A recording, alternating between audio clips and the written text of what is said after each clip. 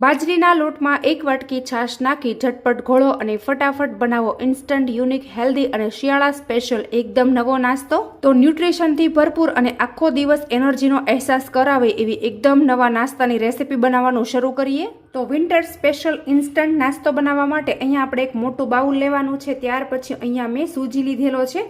તો અત્યારે મેં 1 કપ સૂજી લીધેલો છે, એમાંથી આપણે અડધો કપ સૂજી નાખી દઈશું।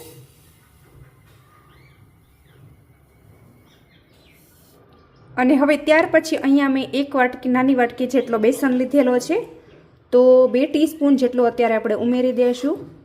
બેસનથી મસ્ત મજાનું બાઇન્ડિંગ આવે છે।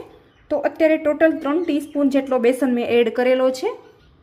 અને ત્યાર પછી હવે અહીંયા લેવાનો છે આપણે બાજરીનો લોટ। તો અત્યારે મેં સૂજી અને બેસન કરતાં બાજરીનો લોટ વધારે લીધેલો છે। તો શિયાળાની ઋતુ છે એટલે બાજરીનો લોટ આપણી હેલ્થ માટે ખૂબ જ ફાયદાકારક છે। વજન ઘટાડવામાં પણ આપણને બાજરીનો લોટ ખૂબ જ ફાયદાકારક થાય છે। તો બાજરીનો લોટ આપણે મિક્સ કરી દઈશું। અને ત્યાર પછી હવે આ બાજરીના લોટની અંદર આપણે છાશ મિક્સ કરી દેવાની છે। અહીંયા તમે છાશની જગ્યાએ દહીંનો પણ ઉપયોગ કરી શકો છો, પણ આ રીતે થોડી છાશ લેશો તો વધારે સારું રહેશે। ઉમેરી દેશું।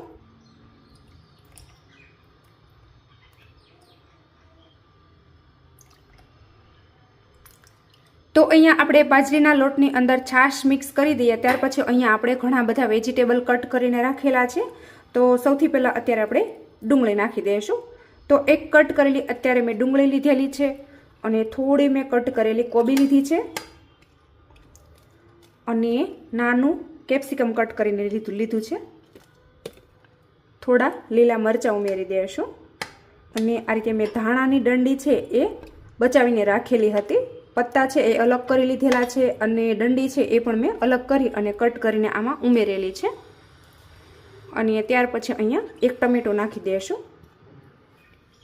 તો સૌથી પહેલાં બધી વસ્તુને આપણે એકદમ સારી રીતે મિક્સ કરવાનું છે। તો મિત્રો એક વખત આ નાસ્તો તમે ચોક્કસથી બનાવીને ટ્રાય કરી જોજો। તમારે સવારમાં ઉતાવળ હોય, ભાગદોડ હોય, ટિફિન કરવાનું હોય, બાળકોને લંચ આપવાનો હોય તો આ નાસ્તો એક વખત ચોક્કસથી બનાવી જોજો। ખૂબ જ ટેસ્ટી, હેલ્ધી અને ઇન્સ્ટન્ટ બની જાય છે। અને આમ પણ એમ કે શિયાળાની સિઝન છે એટલે બાજરીનો લોટ આપણી હેલ્થ માટે ખૂબ જ ફાયદાકારક છે। અને જો તમારે વજન ઉતારવું હોય તો પણ બાજરાનો લોટ ખૂબ જ ફાયદાકારક છે।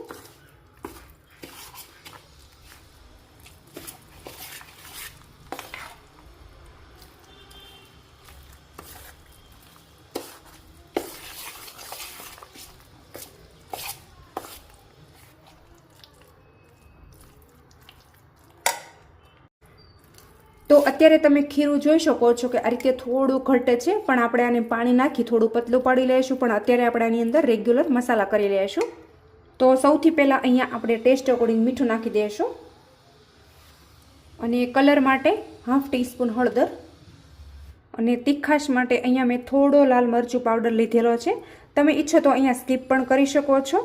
અને હવે જુઓ ત્યાર પછી અહીંયા મેં સંભારનો મસાલો લીધેલો છે। તમારી પાસે ન હોય તો તમે ગરમ મસાલાનો પણ ઉપયોગ કરી શકો છો, પણ આ રીતે તમે થોડો સંભારનો મસાલો નાખશો એટલે આ નાસ્તો ખૂબ જ ટેસ્ટી એવો બનશે। તો ઉમેરી દેશું અને હવે આની અંદર પાણી નાખી એકદમ મસ્ત મજાનું આપણે ખીરું બનાવીશું।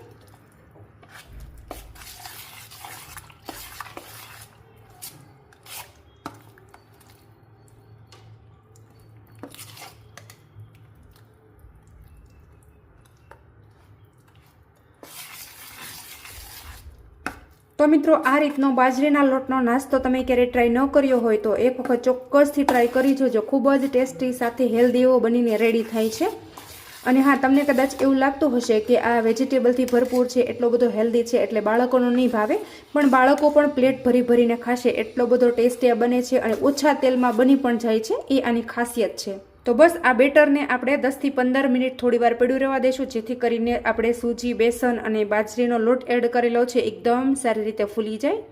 તો અહીંયા તમે જોઈ શકો છો કે 15 મિનિટ જેવો ટાઈમ થઈ ગયો છે અને આપણું ખીરું છે એકદમ પરફેક્ટ એવું તૈયાર થઈ ગયું છે। તો બસ આને આપણે સાઈડમાં કરી દઈશું અને આપણે જઈશું ગેસ તરફ।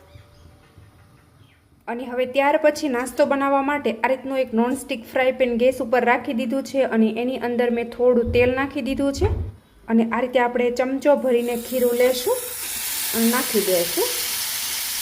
તો અહીંયા તમારે જેટલું પતલું લેયર કરવું હોય એ રીતે તમે કરી શકો છો, કોઈ જ પ્રોબ્લેમ નહીં આવે। તો હજી પણ અડધો ચમચો ભરી અને હું નાખી દઉં છું અને એકદમ સારી રીતે એને કૂક કરવાનું છે. તો હવે જો આવી રીતે આપણે થોડી વાર થવા દેશું એટલે ઉપરનું જે પડ છે એ ડ્રાય થઈ જશે, એટલે સમજવું કે આપણો નાસ્તો છે એ કૂક થઈ ગયો છે.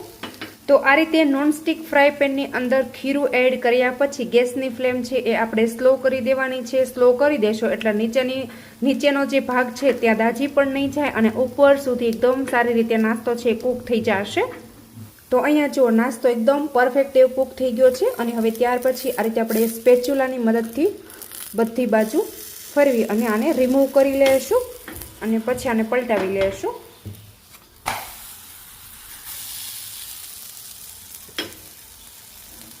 તો જુઓ તમે જોઈ શકો છો કે કેટલો મસ્ત મજાનો આપણો બાજરીના લોટનો નાસ્તો છે એ કૂક થયો છે. તમે આની સોસ, ચટણી અથવા સાંભર સાથે પણ ખાઈ શકો છો. ખૂબ જ ટેસ્ટી એવો લાગે છે. તો હવે જુઓ સ્લો ફ્લેમ પર નીચેની સાઈડ પણ એકદમ સારી રીતે આને આપણે કૂક કરી લઈશું. ગેસની ફ્લેમ આપણે સ્લો કરી દઈશું. તો ખાવામાં તો એટલો બધો ટેસ્ટી લાગે છે કે 2 ટીસ્પૂન તેલથી આ નાસ્તો બની પણ જાય છે અને હેલ્થ માટે પણ ખૂબ જ ફાયદાકારક છે, કારણ કે આની અંદર આપણે બાજરીના લોટનો ઉપયોગ કરેલો છે. તો જુઓ મિત્રો, વેજીટેબલથી ભરપૂર અને બાજરીના લોટનો આવો નાસ્તો ક્યારેય તમે ટ્રાય ન કર્યો હોય તો એક વખત ચોક્કસથી બનાવીને ટ્રાય કરી જોજો. અને જો તમને રેસીપી સારી લાગે ને તો કોમેન્ટમાં તમારો ફીડબેક પણ મને આપી દેજો અને તમે આ વિડીયો ક્યાંથી જુઓ છો ને એ પણ મને કોમેન્ટમાં લખવાનું બિલકુલ નહીં ભૂલતા મિત્રો. તો હવે જુઓ આપણો નાસ્તો છે એ બંને બાજુ એકદમ સારી રીતે કૂક થઈ ગયો છે. જો તો બસ હવે આને આપણે પ્લેટમાં કાઢી લઈશું અને બાકીનું રહેલું જે બેટર છે એમાંથી આ રીતના નાસ્તો આપણે બનાવી અને રેડી કરી લઈશું. તો અહીંયા જો એક પુડલો મેં બનાવી અને તૈયાર કરી લીધો છે અને ત્યાર પછી અહીંયા ફરી વખત આપણે એ જ રીતે બનાવી લઈશું. તો જુઓ મિત્રો, અહીંયા મેં એકદમ મસ્ત મજાના વેજીટેબલથી ભરપૂર બાજરીના લોટના બધા થેપલા બનાવી અને તૈયાર કરી લીધા છે. તો તમે એક પણ વાર આ રીતે ન બનાવ્યા હોય તો ચોક્કસથી બનાવીને ટ્રાય કરી જોજો મિત્રો. તો મિત્રો, તમને મારી આજની આ એકદમ નવી રીતે બાજરીના લોટના પુડલા બનાવવાની રેસીપી કેવી લાગી છે ને એ કોમેન્ટમાં તમારો ફીડબેક જરૂરથી આપજો. અને તમે મારો વિડીયો ક્યાંથી જુઓ છો એ પણ કોમેન્ટમાં લખવાનું બિલકુલ નહીં ભૂલતા. અને હજુ સુધી ચેનલ ઉપર નવા હોય તો ચેનલને સબસ્ક્રાઈબ કરી લેજો. Thank you.